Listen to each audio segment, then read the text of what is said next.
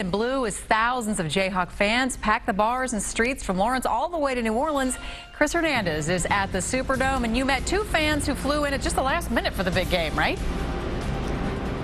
Yeah, they did, and I got to tell you, all the fans here have just been greeted with a southern Louisiana downpour. All the fans are getting drenched as they arrive here at the Superdome because the doors just opened a few minutes ago, and all the fans are showing up. The last 40 minutes or so, we've had a downpour. But I can tell you, these fans who are showing up, you know, some folks were back home in Kansas watching Saturday night's game and thinking, oh my gosh, I really need to get down there. So a lot of folks found a way to make the last-minute trip and get here for tonight's game.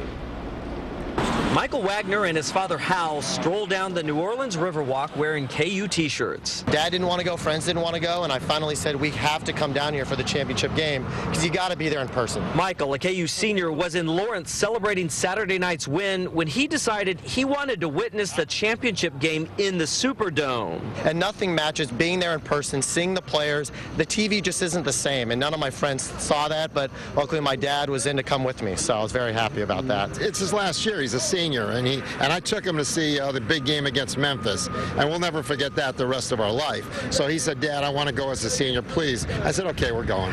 24 hours later, father and son made it to the Big Easy. This is it. They have tickets in hand, and more tickets are available on the street for other Jayhawks who still want to get in. I mean, the reason why there's not another 20,000 KU fans out here is because of the insane prices on the flights. I mean, you know, 1,200 round trip.